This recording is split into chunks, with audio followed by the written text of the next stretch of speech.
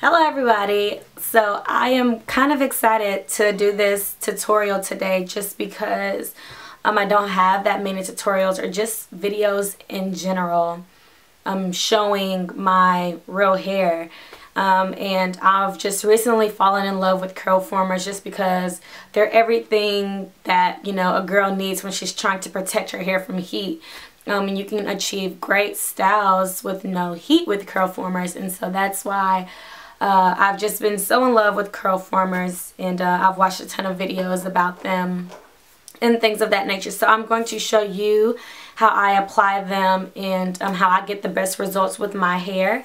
I am Texlaxed, so you will be able to see my process on how I achieve the best curls and things of that nature. So first, let's talk about the actual curlers. I don't have the real curl formers, I have the dupes, and that's because I was not, and when I say I was not about to pay $70 for a box of curlers. Like, that's highway robbery to me. That's ridiculous, and I really don't understand why they have to charge that much. And I purchased the dupe off of eBay, and I'll put the seller below if some of you are interested in purchasing. And I got 40 curl formers or dupes for $23, and that was, you know, an amazing price considering, you know, when I went to Sally's and saw the starter kit for $70. So this is what they look like. These are the curlers,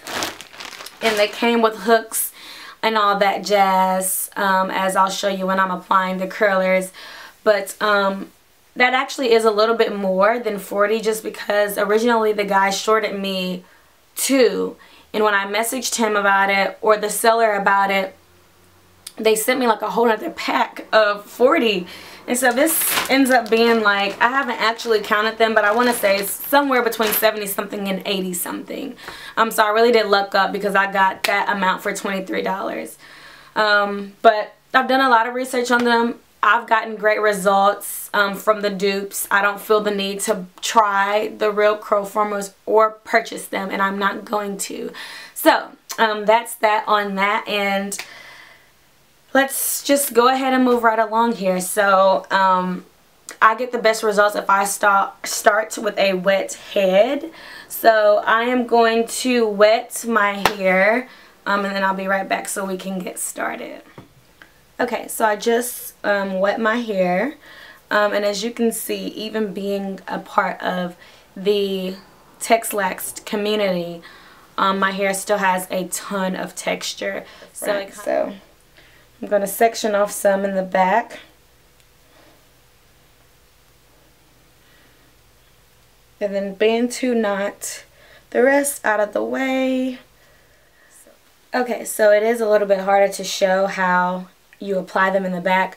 So I went ahead and applied the back section, and now I'm going to start with this section.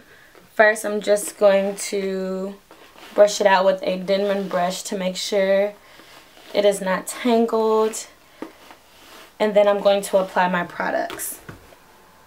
So the products that I use is a little bit of conditioner, some Jamaican black castor oil, and some mousse. So I'm using the Shea Moisture Anti-Breakage conditioner, and I apply that first.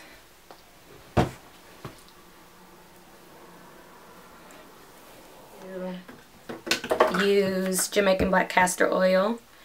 This is a mix, and this is to lock in the moisture. It also helps the curls come out really shiny and pretty. Then I'm going to use Shea Moisture Coconut and Hibiscus, I think is how you pronounce it, frizz-free curl mousse. Just because you want to put something on there that helps to lock the style in place. Brush it once more to make sure all the products are in place. I take the hook that is sent with it, slide the curl former on the hook like so. Then I'm going to take small sections because my curls turn out best when I just have a little bit of hair in them.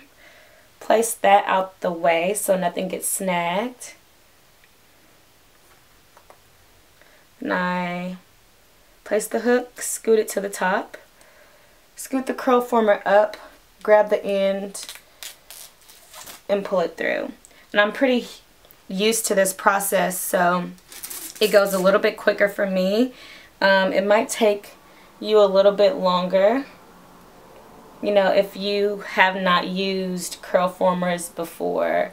But once you get the hang of it, it's a really easy process. So I'm just going to do the same thing.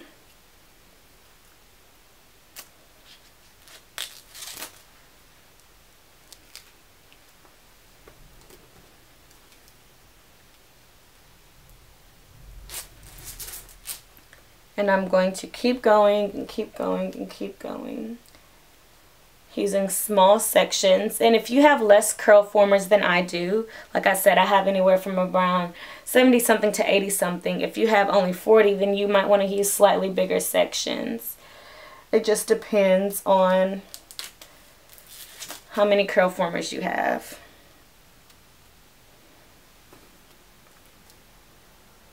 Okay, and so you just keep doing the same thing over and over and over.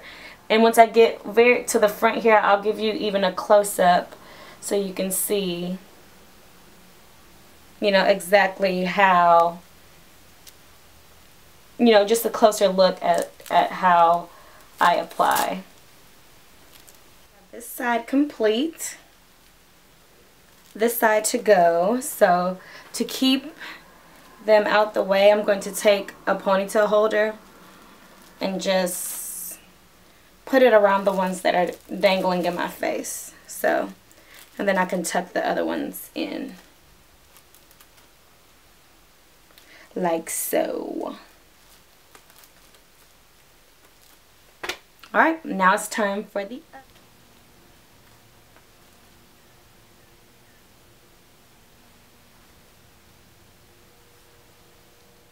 Alright, so I let these dry. For a little bit, I did let them air dry. Usually I will sit under my bonnet dryer, but I had a few hours to spare, and I just decided to let them air dry. So I let mine dry for about 2.5 to 3 hours, depending on how big the sections were. But since I used a lot, there were smaller pieces. They don't need that much longer to dry. So I've already taken one out, so you can see there, and I'm just going to start removing the other ones. So what I do is I grab the top, straighten it, and then pull the curl former out, just like I did there. So I'm just going to start removing these. Once again, I grab the top of the curl former, straighten it out, and then pull it down.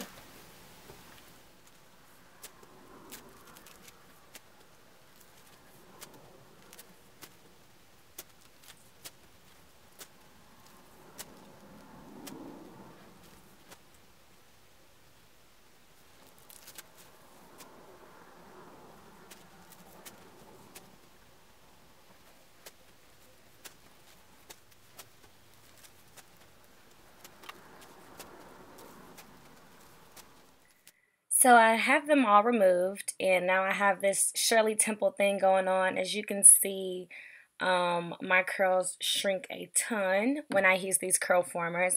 I personally don't like the Shirley Temple style just because it makes me look like I'm a teenager instead of in my 20s. So I usually just like to style mine some type of way after, like either in a curly mohawk or a curly bun, or just, you know, whatever I'm feeling that day. And I also finger comb through the curls afterwards. Of course, the less manipulation you do to the curls, the longer that they will last. So if you want them to last longer, I suggest, you know, doing less manipulation. But, you know, I like the way that the curl formers can stretch my hair out without heat. So that is one of the benefits of using the curl formers. So that's pretty much it. I just want to show you all how I get my results. And thanks so much for watching. And if you have any questions, please feel free to leave them below. And until next time.